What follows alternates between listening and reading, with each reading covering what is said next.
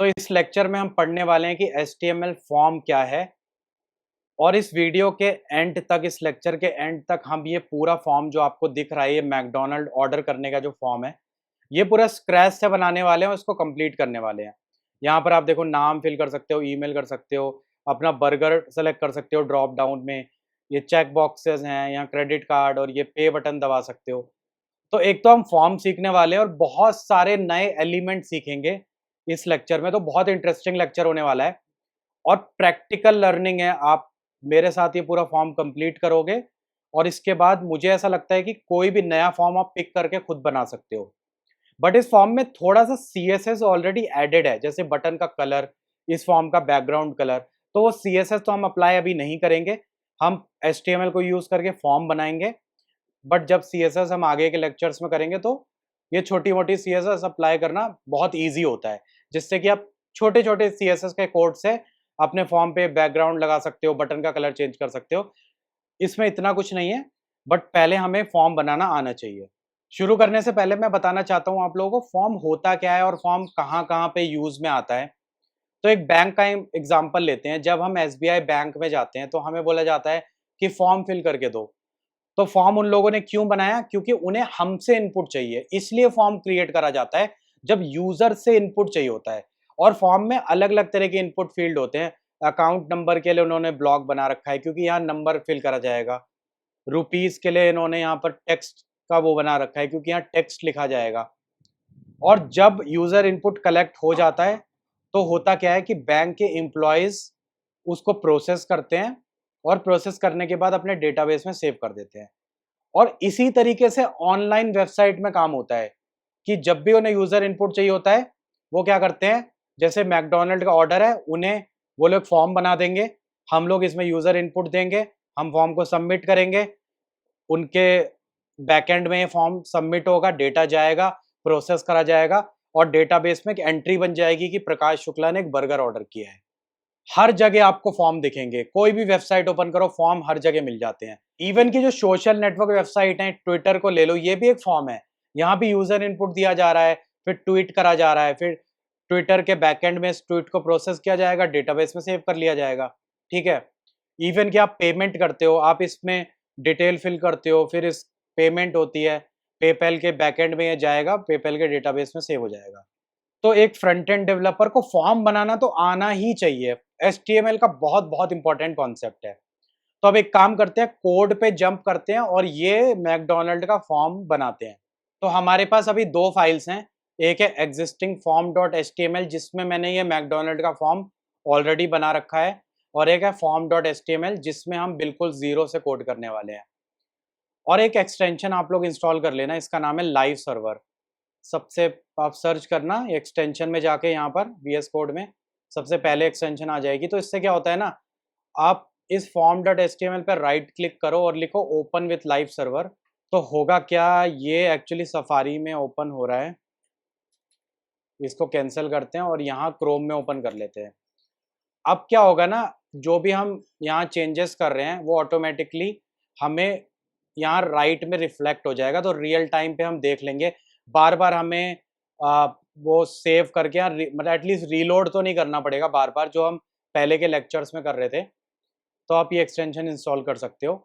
और ये existing form ये ऑलरेडी ओपन करा हुआ है, तो इसको देख देख के हम कॉपी करेंगे और मैं आपको एलिमेंट दिखाता रहूँगा कि कैसे कैसे ये सारे एलिमेंट और ये फॉर्म बनाना है। तो सबसे पहले हमें क्या लिखना होता है, आपको डॉक टाइप HTML लिखना होता है, ठीक है।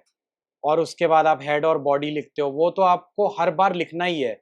और बॉडी के अंदर हमें फॉर्म बनाना है, क्योंकि बॉडी एलिमेंट के अंदर हम वो एलिमेंट बनाते हैं जो पेज में विजिबल होते हैं, जो मैंने पहले बताया था। तो वो कोड यार बार बार लिखना पड़ रहा है, हेड बॉडी डॉक टाइप, तो इतना बार बार हमें वो कोड लिखना पड़ता है। कोई भी फाइल बनाते हैं तो उसको क्या बोलते हैं, उसे बोलते हैं बॉयलर प्लेट कोड। तो जब भी आप ये वर्ड सुनोगे ना कि बॉयलर प्लेट कोड, वो कोड वैसा होता है जो बार बार लिखना पड़ता है। तो उसके लिए बहुत सारी एक्सटेंशन होती है कि आपको दोबारा ये सब ना लिखना पड़े। जैसे कि VS कोड में एस्केलेशन मार्क लिखो और एंटर मार दो। तो अभी आप देख रहे हो कि डॉक टाइप आ गया अपने आप। यहाँ पर हेड के अंदर इसने 3 तरह के एलिमेंट बना दिए। ऑलरेडी आपको मैंने मेटा एलिमेंट बता रखे हैं। कुछ आपको नहीं समझ आ रहे तो सर्च करके आप देख सकते हो। यहाँ पर करेक्टर सेट किया जा रहा है, यहाँ पर व्यू पोर्ट सेट करा जा रहा है, यहाँ पर टाइटल एलिमेंट है जो मैंने ऑलरेडी आपको बताया था, यहाँ फॉर्म लिख दो। बाकी एक HTML में भी मैं देख रहा हूँ कि इन्होंने एट्रीब्यूट लगा दिया कि ये इंग्लिश लैंग्वेज का डॉक्यूमेंट है, और यहाँ लैंग्वेज भी बदल सकते हो कि भाई फ्रेंच में है।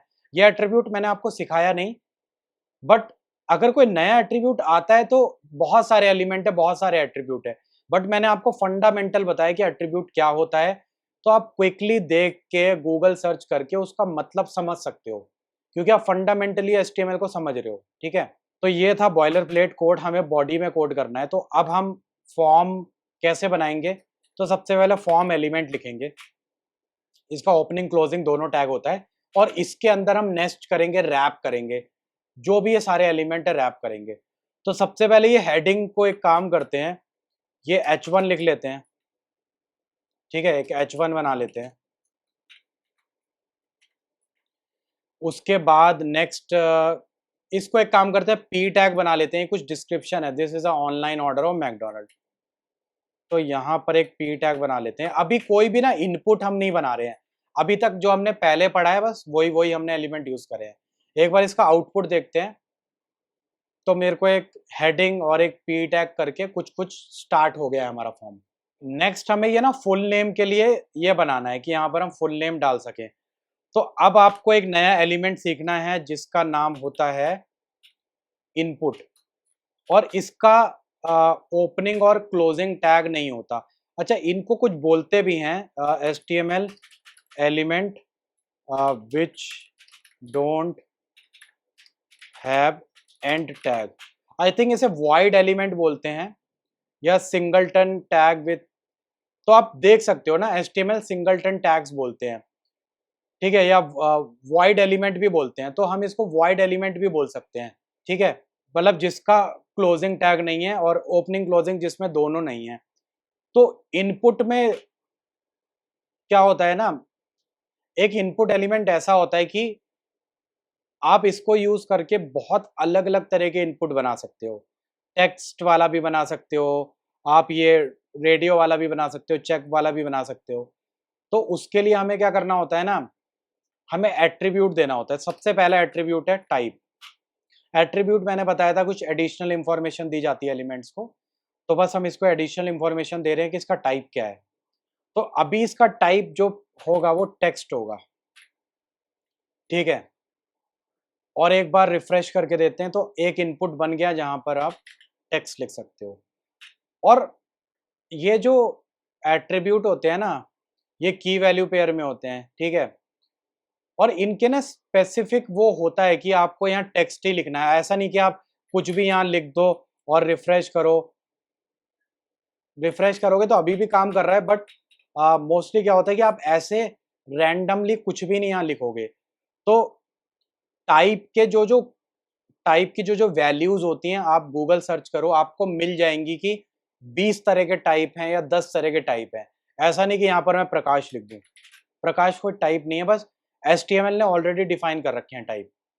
तो हम पहला टाइप यूज करेंगे टेक्स्ट, और आई थिंक कुछ टाइप आप नहीं देते हो, तो मुझे ऐसा लगता है बाय डिफॉल्ट वो टेक्स्ट ही बन जाता होगा। अगर मैं इसको हटाऊंगा और सेव करूंगा, एक बार रिफ्रेश भी करते हैं, तो बाय डिफॉल्ट ये टेक्स्ट ही बन रहा है। ठीक है, और भी टाइप है, हम देखेंगे आगे। अब क्या है ना, ये समझ नहीं आ रहा कि इसमें नाम लिखना है या क्या लिखना है, मुझे तो समझ नहीं आ रहा। यूजर को आपको बताना भी पड़ेगा ये इनपुट किसके लिए है। तो नेक्स्ट एलिमेंट हम यूज करने वाले हैं जिसका नाम है लेबल। लेबल में आप ऐसे लिख सकते हो कि ये फुल नेम है, सेव करो। अब आप देखो यहाँ पर क्या आ रहा है, फुल नेम, और यहाँ पर आप टाइप कर सकते हो। ठीक है, लेकिन मैं एक लेबल और बना सकता हूं, मैंने नीचे एक और लेबल बना दिया, ये 2 लेबल आ गए, और बहुत सारे लेबल हो सकते हैं आपके फॉर्म में। तो कैसे पता लगेगा कौन सा लेबल किसका है? ऑब्वियसली हमने एक साथ लिखे हैं, तो आपको लग रहा होगा कि यार अब ये तो फुल नेम का ही लेबल है, बट एक फॉर्म में 25 लेबल हो सकते हैं, 25 इनपुट हो सकते हैं। और ऐसा होता है ना कि जब आप इस लेबल पे क्लिक करते हो ना, तो ये हाईलाइट होना चाहिए। अभी देखो मैं क्लिक कर रहा हूँ, फुल नेम पे हाईलाइट नहीं हो रहा, जबकि मैं अगर इस इनपुट पे क्लिक करूंगा तो हाईलाइट हो रहा है। बट फुल नेम पे कर रहा हूं तो हाईलाइट नहीं हो रहा। इसका मतलब ये लेबल इसका नहीं है। कैसे आप इसको इसका बनाओगे वो मैं बताऊंगा। और बहुत सारे जो ब्लाइंड लोग होते हैं ना, वो लोग क्या करते हैं, वो स्क्रीन रीडर्स यूज करते हैं। तो स्क्रीन रीडर उनको पढ़ के बता देता है कि इधर फुल नेम लिखा जाएगा। तो हमें ना हर लेबल को इनपुट के साथ बाइंड करना पड़ता है। बाइंड करने के लिए कुछ एट्रीब्यूट आप यूज कर सकते हो। पहले तो आपको इनपुट को आईडी देनी पड़ेगी। इनपुट को आईडी दे दो आप फुल नेम, ठीक है। और जो लेबल है उसको एक और एट्रीब्यूट देना पड़ता है फॉर। ये किसके लिए है, तो ये जो आईडी फुल नेम है ये इसका लेबल है, तो वहां फॉर में जाके यही आईडी डाल दो, ठीक है। अब मैं फुल नेम पे क्लिक करके देखूंगा तो लेबल हाईलाइट हो रहा है, देखो सेलेक्टेड और हाईलाइट हो रहा है। इसका मतलब ये बाइंड हो चुका है। तो एक अच्छी प्रैक्टिस होती है, बाइंड आप करो, नहीं करोगे तब भी चल जाएगा, बट एक अच्छा डेवलपर हमेशा करता है, ठीक है। अब एक काम करते हैं, एक सबमिट बटन बनाते हैं। उसके लिए भी देखो इनपुट एलिमेंट ही यूज कर रहे हैं हम, कोई नया एलिमेंट आपको मैं नहीं सिखा रहा हूँ। बस यहाँ पर एट्रीब्यूट चेंज करेंगे टाइप को, और जो टाइप एट्रीब्यूट है उसकी वैल्यू चेंज करेंगे। तो यहाँ पर हमने टाइप इजिकल टू सबमिट कर दिया, तो एक सबमिट बटन आ गया। जब आप टाइप सबमिट करते हो ना, तो इस बटन के क्लिक पे ये फॉर्म सबमिट हो जाता है। लेकिन कहाँ पर सबमिट होगा, तो वो आपको बताना पड़ेगा कि सबमिट होने के बाद किस फाइल पे जाएगा, किस यूआरएल पे जाएगा। तो यहाँ पर फॉर्म में एक और एट्रीब्यूट आपको देना है जिसका नाम है एक्शन, और यहाँ पर आप बैकएंड डॉट पीएचपी लिख सकते हो। अभी के लिए फाइल है नहीं, बट ये फॉर्म सबमिट होने पे इस फाइल पे जाएगा, और इस फाइल में कोई लॉजिक लिखा होगा। ये फाइल डेटा कलेक्ट करेगी, प्रोसेस करेगी, और फिर बैकएंड में सेव हो जाएगा। जैसे कि बैंक वाले एग्जांपल में क्या था, पहले यूजर ने इनपुट को फिल कर दिया, फिर बैंक के एम्प्लॉय ने प्रोसेस किया, फिर डेटाबेस में सेव हुआ। तो बैकएंड डॉट पीएचपी वो यूआरएल है जहां पर प्रोसेस होगा, फिर उसके बाद डेटाबेस में सेव होगा, ठीक है। और आपको पता है कि डेटा ट्रांसफर कैसे होता है, तो डेटा हमारे वेबसाइट से सर्वर पे कैसे जाता है, बहुत ही फेमस प्रोटोकॉल है, उसे बोलते हैं S T P P protocol, ठीक है। अगर नहीं पता तो आप जाके पढ़ सकते हो, 2-3 वीडियो देख सकते हो। बहुत ही फंडामेंटल टॉपिक है और हर कंप्यूटर साइंस वाले बंदे को पता होना चाहिए कि S T P P protocol क्या है। ये एक तरीका बनाया गया है जिससे कि डेटा ट्रांसफर होगा। तो डेटा की वैल्यू पेयर में जाता है, एसटीपीपी के कुछ मेथड्स होते हैं। आप एक बार पढ़ लोगे तो आपको ये समझ आएगा कि डेटा किस तरीके से जा रहा है, किस फॉर्मेट में जा रहा है, किस डेटा स्ट्रक्चर को यूज करके जा रहा है, किस तरीके से अरेंज होके जा रहा है। बस सिंपल है, ये प्रोटोकॉल डिफाइन करता है कि डेटा कैसे जाएगा। और इस एचटीपीपी प्रोटोकॉल में कुछ मेथड्स होते हैं। तो यहाँ फॉर्म को आपको बताना पड़ेगा, एक और एट्रीब्यूट देना पड़ेगा, इसको बोलेंगे मेथड। और यहाँ पर मैं पोस्ट लिख रहा हूँ। कैपिटल में क्यों लिख रहा हूँ, क्योंकि ये नेमिंग कन्वेंशन फॉलो करते हैं सारे लोग। बहुत तरह के मेथड होते हैं, गेट मेथड भी होता है। तो गेट मेथड तब लिखा जाता है एचटीटीपी में जब आप कुछ इंफॉर्मेशन मंगा रहे हो सर्वर से। फॉर एग्जाम्पल ये फॉर्म होता, और मैं इस फॉर्म में डालता कि मेरा नाम प्रकाश शुक्ला है और मेरा जितने भी मैकडोनल्ड के ऑर्डर है वो दिखा दो। तो फॉर्म सबमिट होता, वहां प्रोसेस होता और डेटा आ जाता। तो गेट हम लिखते हैं मेथड। और अगर आप पोस्ट लिखोगे, इसका मतलब ये होता है कि आप एक ऑर्डर को कुछ बैकएंड में क्रिएट कर रहे हो, एक नई एंट्री को क्रिएट कर रहे हो। तो मैंने डाला प्रकाश शुक्ला, मुझे मैक वेजी बर्गर चाहिए, सबमिट किया, बैकएंड में जाएगा और ये एक ऑर्डर क्रिएट हो जाएगा। तो जब क्रिएशन कुछ हो रहा है तो पोस्ट डालो। और भी मेथड होते हैं, जाके आप अलग से पढ़ लो, 10-15 मिनट की वीडियो में समझ आ जाएगा। एक काम करते हैं, ये जो सबमिट बटन है इसको नेक्स्ट लाइन में ले आते हैं। तो एक लाइन ब्रेक करने के लिए हम बी आर एलिमेंट यूज करते हैं। ये भी वॉइड एलिमेंट होता है, इसमें ओपनिंग क्लोजिंग दोनों टैग नहीं होते। अगर आप 2 बी आर लिख दोगे यहाँ पर तो 2 और लाइन आ जाएंगी, ठीक है। अब थोड़ा क्लीन दिख रहा है, एक बार सबमिट करके देखते हैं हो क्या रहा है। तो इसको थोड़ा सा यहाँ बढ़ा लेते हैं और सबमिट करते हैं। तो ये देखो बैकएंड डॉट पीएचपी पे ये डेटा जा रहा है, बट ये कोई फाइल नहीं है और यूआरएल गलत है, तो ये काम नहीं कर रहा। बट हम ना डेवलपर टूल में जाके इंस्पेक्ट करेंगे। और अब आप लोगों को मैं ये सिखाने वाला हूँ, पहले मैंने एलिमेंट वाला बताया था, अब आप इस नेटवर्क टैब में जाओ और यहाँ प्रकाश नाम लिखो और आप देख पाओगे कि HTTP कॉल जो हुई है, डेटा जा रहा है, किस फॉर्मेट में जा रहा है वो भी देख सकते हो। तो यहाँ सबमिट करो, तो ये बैकएंड वाले यूआरएल पे जाओ और यहाँ पर कोई भी डेट, यहाँ पर बहुत सारी इंफॉर्मेशन दिख रही है, क्या वेबसाइट है, क्या कैश है, बहुत सारे इंफॉर्मेशन। एक HTTP प्रोटोकॉल में क्या होता है ना, बहुत सारी इंफॉर्मेशन जाती है। रिस्पॉन्स हेडर होते हैं, रिक्वेस्ट हेडर्स होते हैं, ठीक है, कुछ जनरल हेडर्स होते हैं। लेकिन इसके साथ वो भी तो जाना चाहिए था कि जो मैंने प्रकाश लिखा था वो भी तो बैकएंड में जाना चाहिए था। मुझे पेलोड नहीं दिख रहा, जबकि इस हेडर के बगल में पेलोड होना चाहिए। तो इसका मतलब मैंने कुछ गलती करी है। तो गलती मैंने ये करी है, यहाँ पर मुझे इस इनपुट को बताना है कि इसका, इस इनपुट का नाम क्या है, क्योंकि जब डेटा जाता है ना तो की वैल्यू पेयर में जाता है, ठीक है। तो हमें लिखना है नेम, एक नेम एट्रीब्यूट यूज करना है और ये सिर्फ डेटा सेंड करने के लिए है। और ये नेम एट्रीब्यूट, ये नेम हमें कहीं दिखेगा नहीं। हमें बताना है कि जब डेटा सेंड होगा तो इसका जो नाम होगा, इसकी जो की होगी वो फुल नेम है, ठीक है। एक बार बैक करते हैं, कैंसिल करते हैं, सेव करते हैं। अब जब डेटा सेंड होगा तो फुल नेम चला जाएगा और मैं यहाँ पर वैल्यू भी दे सकता हूँ कि जब डेटा सेंड होगा तो फुल नेम के साथ क्या वैल्यू जाएगी। तो वैल्यू में यहाँ प्रकाश शुक्ला दे देता हूँ, इसको सेव करते हैं। तो राइट में क्या हुआ, इस इनपुट में प्रकाश शुक्ला फिल हो गया। तो एक्चुअल में ये वैल्यू मुझे नहीं देनी, ये वैल्यू यूजर टाइप करेगा।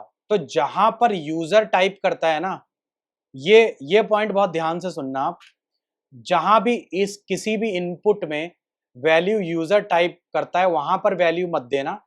जहां पर यूजर टाइप नहीं करेगा वैल्यू, वहां पर आपको इनपुट को वैल्यू देनी पड़ेगी कि क्या वैल्यू बैकएंड पे जाएगी।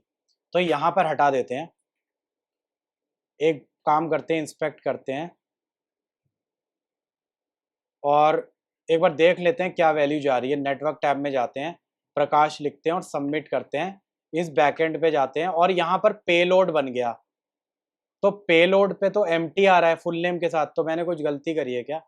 मैं एक बार दोबारा करके देखता हूँ। प्रकाश लिखा, सबमिट किया, ठीक है। अब पेलोड में फुल नेम और प्रकाश आ रहा है। एक और बार आपको मैं दिखाऊं, मैंने प्रकाश, आकाश लिख देता हूँ, आकाश शुक्ला लिख देता हूँ, थोड़ा चेंज करके देखते हैं। सबमिट करते हैं तो यहाँ पेलोड में इस HTTP कॉल में क्या हो रहा है, जो डेटा ट्रांसफर हो रहा है उसमें फुल नेम और आकाश शुक्ला आ रहा है, ठीक है। तो इस वजह से आपको ये जो एट्रीब्यूट था ये देना बहुत ज़रूरी है। ये नेम एट्रीब्यूट आपको देना ज़रूरी है। नेक्स्ट देखते हैं, नेक्स्ट क्या है, ये ईमेल है। तो एक ईमेल का और बनाते हैं। तो कुछ नहीं करते, इसको कॉपी कर लेते हैं इन दोनों को और पेस्ट करते हैं, थोड़ा सा सेव करते हैं और एक काम करते हैं, कुछ BR भी ऐड कर देते हैं, दोनों के बीच में एक लाइन ब्रेक ऐड कर देते हैं और यहाँ पर फुल नेम के बदले ईमेल कर देते हैं। और जब डेटा सेंड होगा इसका जो नेम होगा वो ईमेल जाएगा, इसकी आईडी ईमेल जाएगी। और मैंने क्या बताया था, आपको बाइंड करना होता है लेबल के साथ। तो जो आप आईडी देते हो वो यहाँ लेबल के फॉर में डालोगे। तो यहाँ पर फॉर में ईमेल डाल दो, ठीक है। अब इस ईमेल पे क्लिक करो, सेव करते हैं, थोड़ा रिफ्रेश कर लेते हैं। इस ईमेल पे क्लिक करोगे तो ये हाईलाइट भी हो रहा है, बट ये टेक्स्ट टाइप एक्चुअली में गलत हमने डाला है। एक हमारे पास टाइप ऑलरेडी होता है जिसको बोलते हैं ईमेल, ठीक है। अब सेव करते हैं, अब इसका टाइप सही है। तो एक काम करते हैं, इसको सबमिट करते हैं, इसको सेव करते हैं और प्रकाश नाम लिखते हैं और ईमेल में काम करते हैं, ABC लिख देते हैं। अब सबमिट करते हैं तो फॉर्म सबमिट नहीं हो रहा। तो हुआ क्या, टाइप ईमेल देने से वो वैलिडेशन भी करके दे रहा है आपको। वैलिडेशन वैसे और तरीके से भी हो सकती है, बट HTML खुद करके भी दे रहा है। वो कह रहा है कि आपने गलत ईमेल डाला है। अगर मैं इसका टाइप टेक्स्ट छोड़ देता तो मेरे को कुछ एरर नहीं आ रहा था। अभी मुझे बोला जा रहा है कि टाइप में @ डालो, उसके बाद कुछ करके .com लिखो। अब ये फॉर्म सबमिट हो रहा है, backend.php पे जा रहा है। तो टाइप एक्यूरेट देना सही है। नेक्स्ट देखते हैं। नेक्स्ट ये रेडियो बटन्स हैं और इनके लेबल हैं। तो एक लेबल मुझे दिख रहा है वेजिटेरियन, फिर एक रेडियो बटन दिख रहा है, एक और लेबल नॉन वेजिटेरियन और एक रेडियो बटन दिख रहा है। तो एक काम करते हैं, एक लेबल को कॉपी करते हैं।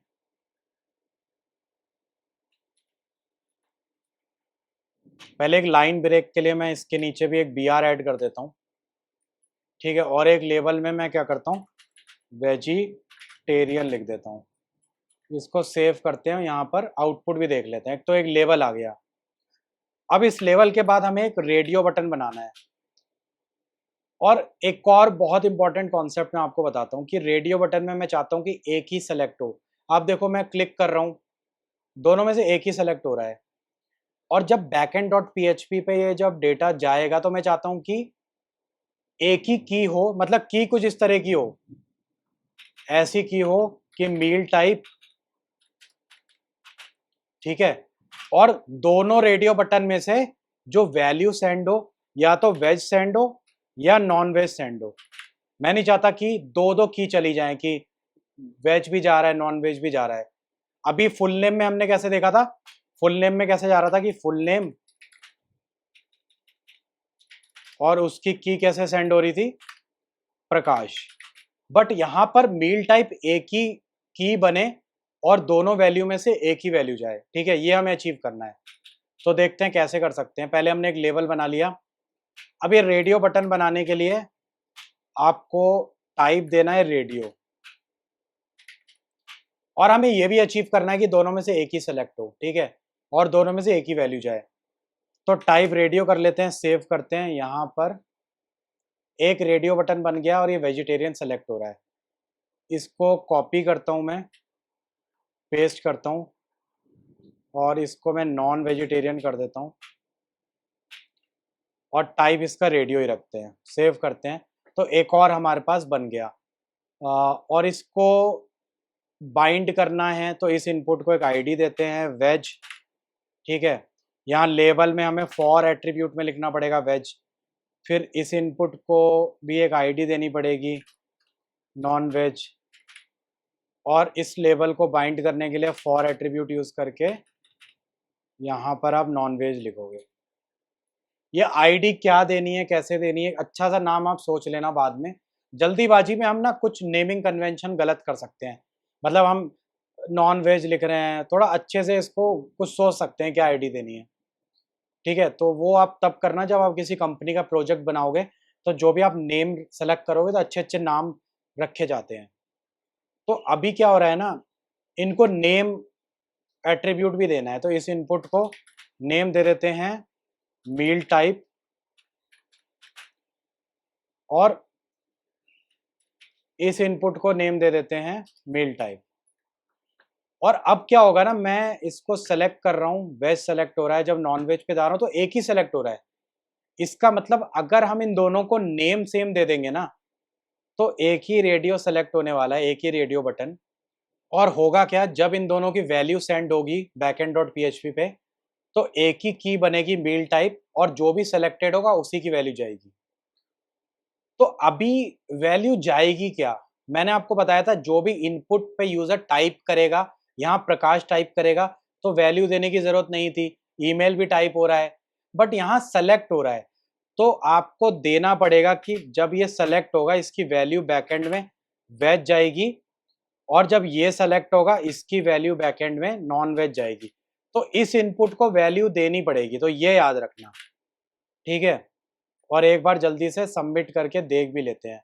इंस्पेक्ट करते हैं, नेटवर्क पे जाते हैं, यहाँ पर नाम फिल कर देता हूँ प्रकाश, ये ईमेल, और वेज को सेलेक्ट कर लेता हूँ मैं, और इसको सबमिट करता हूँ। तो बैकएंड पे जाता हूँ और आपको ये पेलोड दिख जाएगा। फुल नेम प्रकाश सेंड हो रहा है, ईमेल ये सेंड हो रहा है, और मील टाइप में वेज सेंड हो रहा है। और दो मील टाइप नहीं बने, एक ही की बनी मील टाइप, और उसमें से जो सेलेक्टेड वैल्यू थी वही जा रही है, ठीक है। तो इसको कैंसिल करते हैं और नेक्स्ट हम देखते हैं हमें क्या बनाना है। नेक्स्ट हमें ये लिस्ट बनानी है, इसे ड्रॉप डाउन भी बोलते हैं। और इसमें भी ना एक ही सेलेक्ट होगा, तो इनका भी जो नेम एट्रीब्यूट होगा एक ही होगा, और इनकी वैल्यू जो भी सेलेक्टेड होगा वही वैल्यू जाएगी, ठीक है। तो आप ये कैसे बना सकते हो, ये बनाने के लिए हम थोड़ा सा इसको मिनिमाइज करता हूं मैं,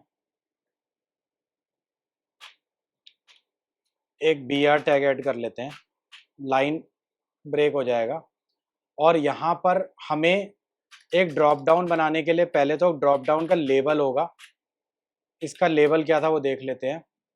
इसका लेबल था सेलेक्ट योर बर्गर, और वो बाइंडिंग मैं नहीं कर रहा हूँ उस लेबल को, कुछ फॉर एट्रीब्यूट मैं नहीं दे रहा हूँ, वो आप खुद कर लेना, आपको आइडिया लग गया होगा कैसे लेबल और इनपुट को बाइंड करा जाता है।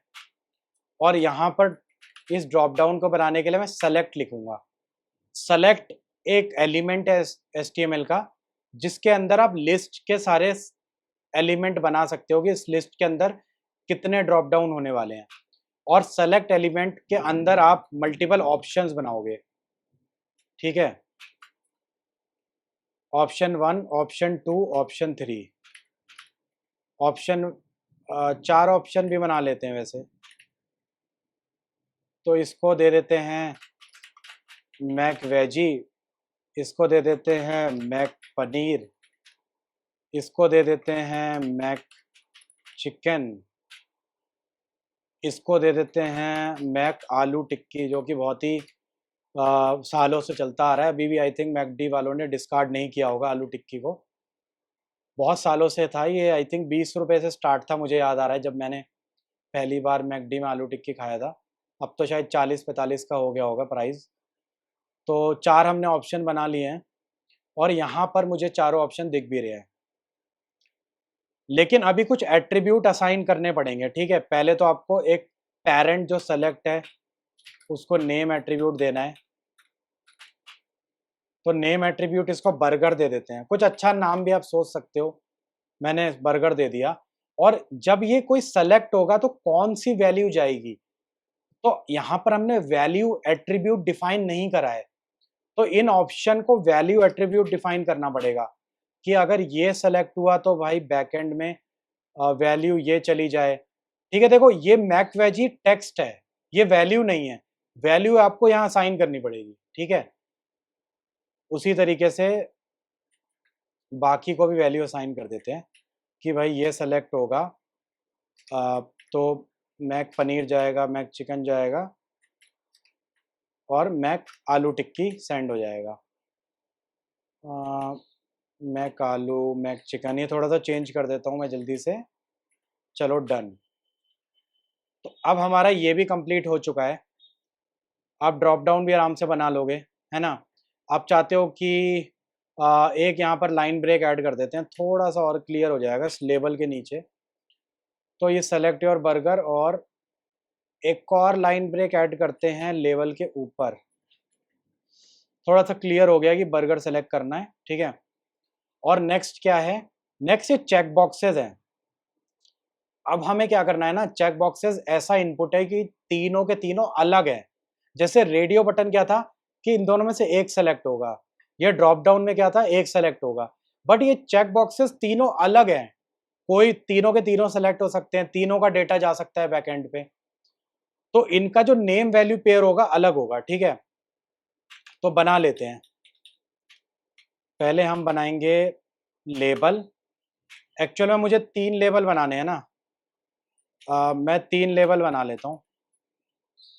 और इस लेबल में लिखना क्या है, पहले में है ऐड मोर बर्गर ऑप्शन है, सेकंड लेवल है sausages should be more, faster delivery needed.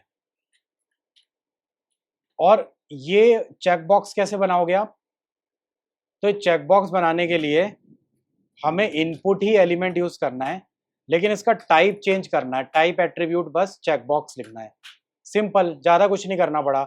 और इसको एक नेम दे दो कि जब डेटा सेंड होगा की वैल्यू पेयर में तो इसका नेम होगा इसका नेम बर्गर ही दे देते हैं ना हम, क्योंकि इसका नाम है ऐड मोर बर्गर, या इसका नेम हम मोर बर्गर दे दो, ठीक है।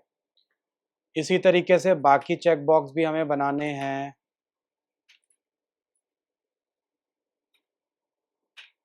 और इसको नाम दे देते हैं सॉस, और इसको नाम दे देते हैं डिलीवरी। और जब ये चेक बॉक्स सेलेक्ट होंगे तो कौन सी वैल्यू जाएगी, क्योंकि यहाँ यूज़र तो कुछ टाइप नहीं कर रहा है, यूज़र तो सिर्फ टिक कर रहा है। तो एक्चुअल में नेम के साथ आपको यहाँ वैल्यू बतानी पड़ेगी। तो जो वैल्यू जाएगी वो होगी सॉस, और यहाँ वैल्यू जाएगी, कुछ भी लिख दो, यहाँ डिलीवरी डाल देते हैं क्योंकि वैल्यू हमें डिफाइन करनी है। और यहाँ पर वैल्यू में सेम कॉपी कर लेते हैं, मोर बर्गर। कुछ मीनिंगफुल नाम आप दे सकते हो, ठीक है। अभी मैंने इतने मीनिंगफुल यहाँ नाम नहीं दिए, बट जब आप एक प्रोडक्शन लेवल ऐप बनाओगे तो थोड़ा सोच समझ के यहाँ नाम देना कि डिलीवरी लिखना है, क्या लिखना है, की वैल्यू पेयर थोड़े अच्छे बनाना।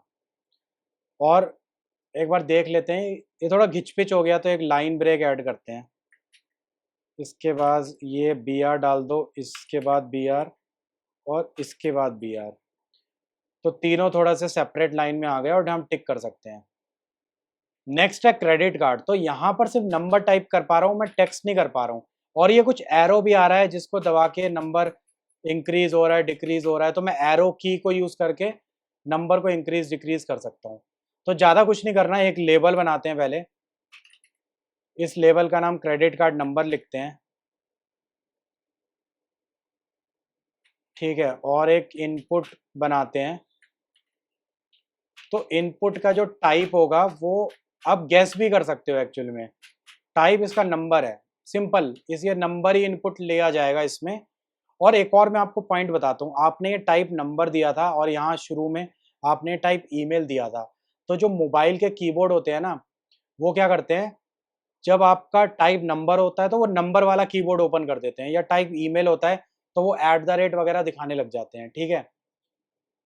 तो इस तरीके से आप सही तरीके से टाइप दोगे तो यूज़र का एक्सपीरियंस अच्छा होगा। तो रिफ्रेश करते हैं, यहाँ पर एक बी आर टैग ऐड करते हैं, लाइन ब्रेक, थोड़ा सा क्लियर दिखेगा, ठीक है। क्रेडिट कार्ड नंबर हो गया, एक और बी आर डाल देता हूँ मैं। एक्चुअली में बी आर बहुत डालने पड़ रहे हैं, बट हम जब सी एस एस सीख लेंगे तो हम सी एस एस से मैनेज कर लेंगे कि कितनी ऊपर मार्जिन देनी है।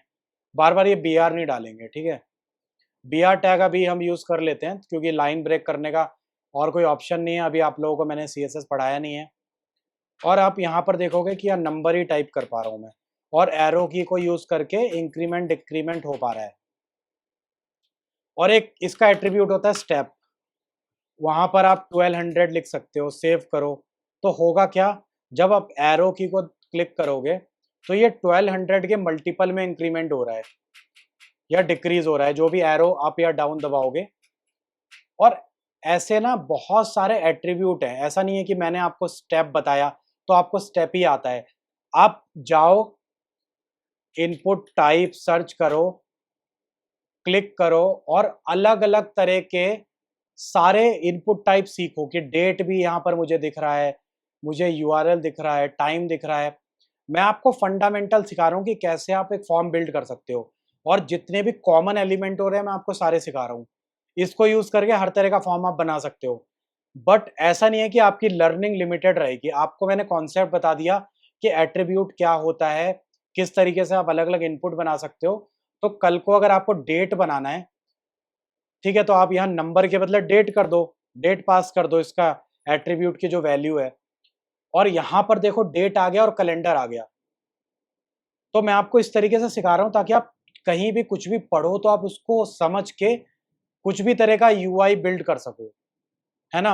और ये सारे एट्रीब्यूट है, जो स्टेप है और भी हैं, तो आप खुद एट्रीब्यूट को देख के समझ जाओ कि ये एट्रीब्यूट क्या कर रहा है, क्यों उस तरीके से मैं आपके फंडामेंटल स्ट्रॉन्ग कर रहा हूँ। और आपको मैं सारे सिखाने बैठूंगा तो मुझे लगता है कि कभी भी हम कवर नहीं कर पाएंगे। बहुत सारे एलिमेंट है जो यूज भी नहीं होते कभी, बहुत सारे एट्रीब्यूट है जो कभी यूज भी नहीं होते। बट आपको मैं इस तरीके से करा रहा हूँ कि कोई नया एट्रीब्यूट आए तो ये ना हो कि आप कहो कि ये तो मैंने सीखा ही नहीं। मेन है कि कॉन्सेप्ट स्ट्रांग होने चाहिए, ठीक है। तो वापस इसको डेट से हम नंबर कर देते हैं, सेव करते हैं। तो ये नंबर आ गया। नेक्स्ट क्या है, नेक्स्ट यहाँ सीवीवी है।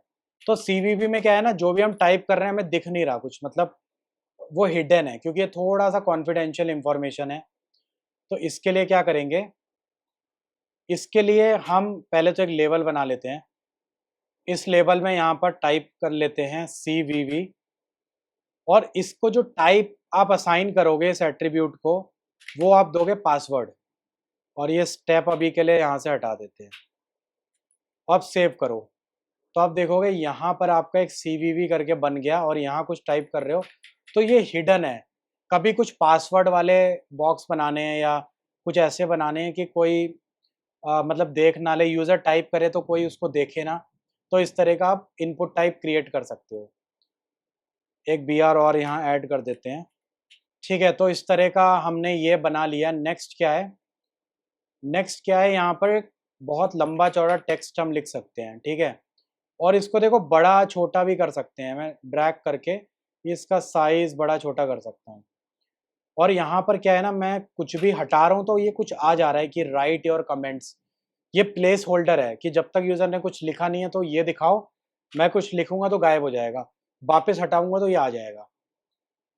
ठीक है, तो ये उसलिए होता है जब लॉन्ग टेक्स्ट लिखना होता है। ठीक है, तो इसको आप कैसे बनाओगे, इसको बनाने के लिए हम पहले तो एक लेबल बना लेते हैं, और लेबल में लिख देते हैं कमेंट्स, और उसके बाद हम टेक्स्ट एरिया, एक एलिमेंट है, टेक्स्ट एरिया का ओपनिंग क्लोजिंग दोनों टैग्स होते हैं। टेक्स्ट एरिया आप तब बनाते हो जब आपको यूजर से बहुत बड़ा कुछ पैराग्राफ या बहुत बड़ा कुछ कमेंट या फीडबैक कलेक्ट करना है, और वो यूजर खुद ड्रैग एंड ड्रॉप करके उसका साइज भी वो चेंज कर सकता है। ठीक है, तो मैं इसको यहाँ सेव करता हूँ और एक BR ऐड कर लेता हूँ। तो आप देखोगे यहाँ पर एक कमेंट्स का बन गया है, एक और BR ऐड करते हैं, थोड़ा सा क्लीन हो जाएगा। तो यहाँ पर एक कमेंट्स का हमें दिख रहा है, और मैं इसको ड्रैग करके बड़ा छोटा कुछ भी कर सकता हूँ। ठीक है, और इवन यहाँ पर मैं क्या करूँगा ना कि कुछ प्रॉपर्टी, इसको ना कुछ एट्रीब्यूट दे सकते हैं, जैसे कि रोज। अगर रो हम इसको ना 10 दे देंगे तो इसकी हाइट बढ़ जाएगी, मतलब ये 10 रो का अब बन चुका है। अगर मैं इसको रो 2 दे दूंगा तो ये सिर्फ 2 रो में रहेगा, 2 रो में सीमित रहेगा। जैसे एक रो ये है, एंटर करा, दूसरा रो ये है।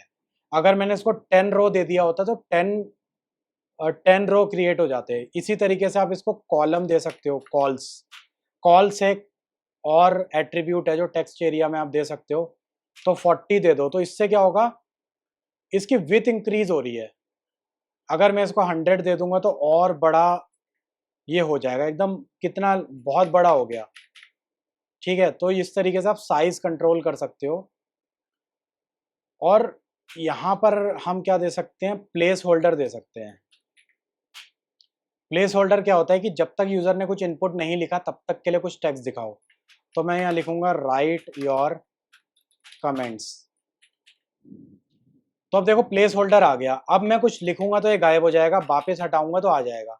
तो प्लेस होल्डर भी हम इस तरीके से बना सकते हैं। और प्लेस होल्डर थोड़ा ग्रे होता है, थोड़ा लाइट कलर में ऑटोमेटिक होता है।